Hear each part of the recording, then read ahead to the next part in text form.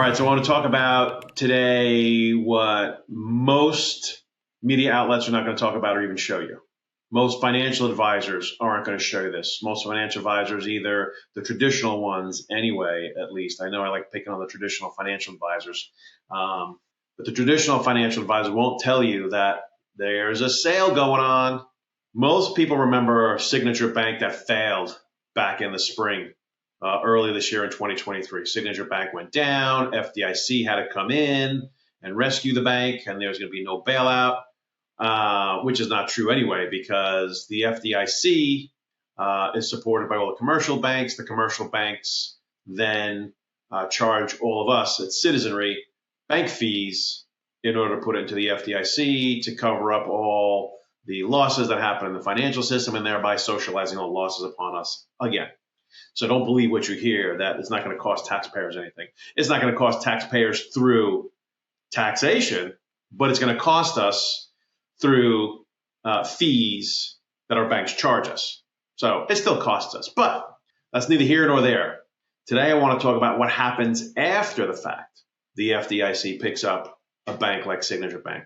2 days ago, the FDIC announced that it's going to be selling approximately $50 billion worth of assets from Signature Bank. Loans, commercial loans, all cash loans.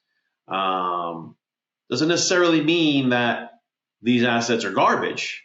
These assets, I'm going to say, will probably sell between 25 and 35 cents on the dollar.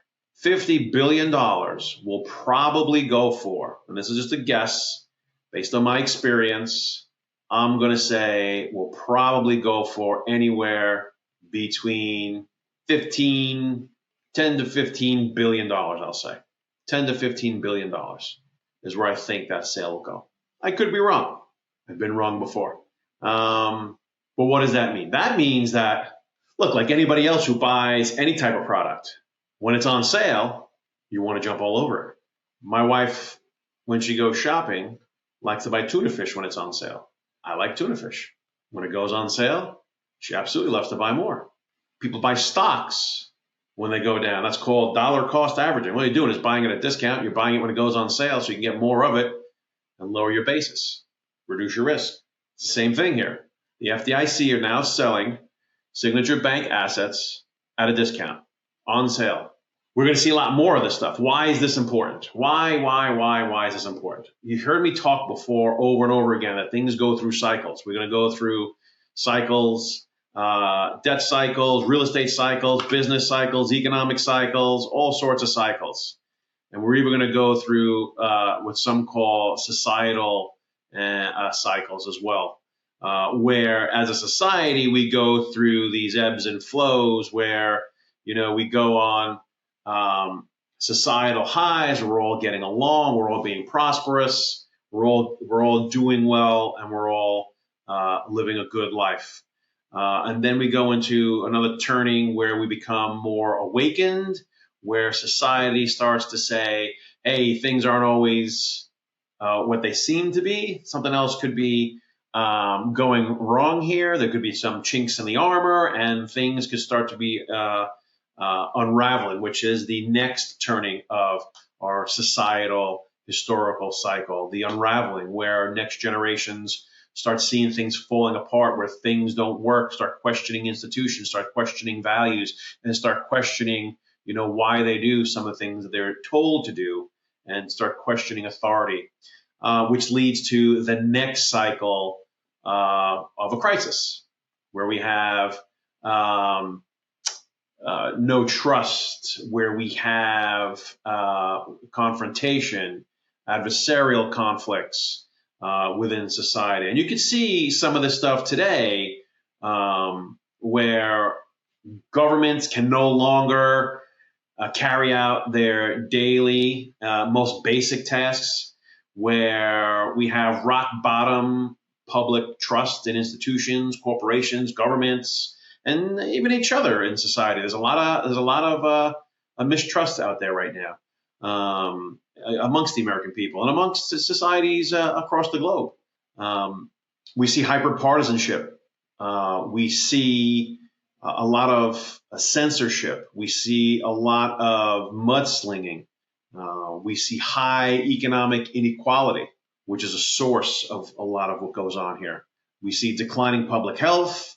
We see moral and legal chaos, getting away from norms and rules of society. We see strife between gender and sexes. We see the collapse of family formations and core values.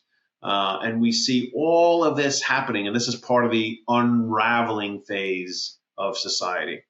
But there's a good side to this. There's an upside to this. There's actually good news to all this. I bring that up not to be the preacher of doom and gloom. I bring that up, for awareness, so that we know where we are, so that we know where we can go.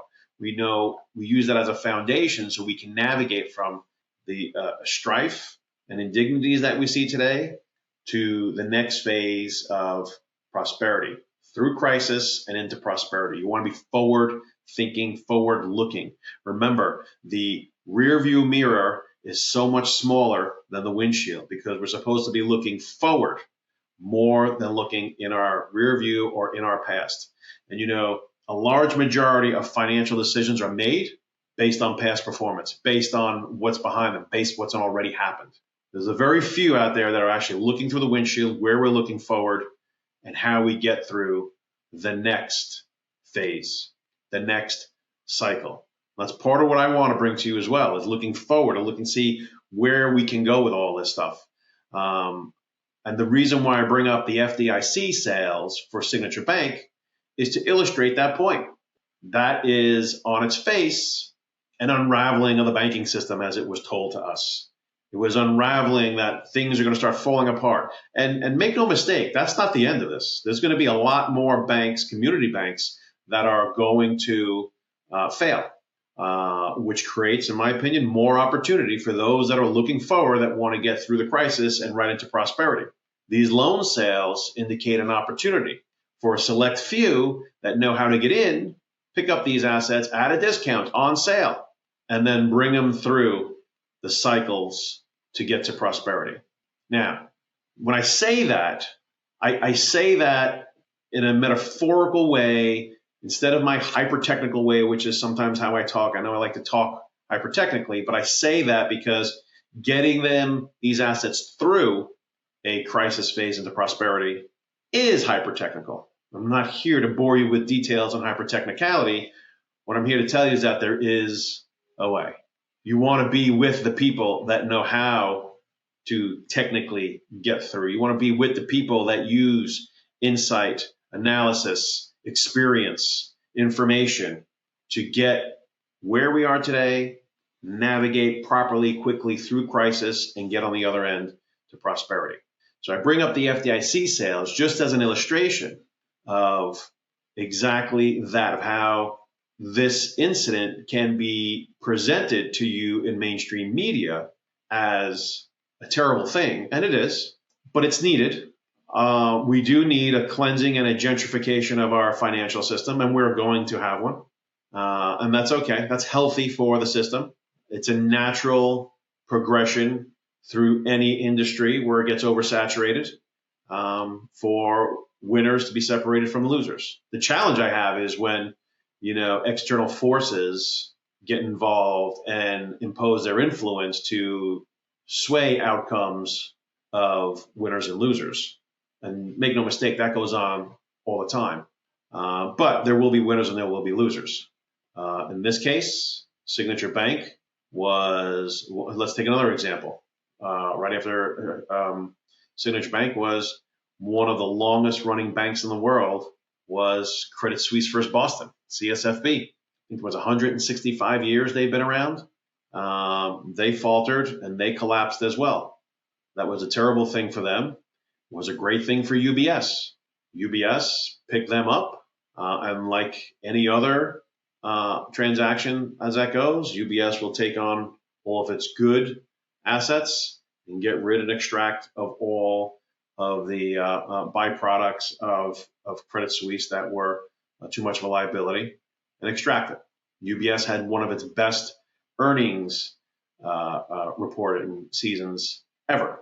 after it picked up Credit Suisse. That's directly correlated to the acquisition of CSFB.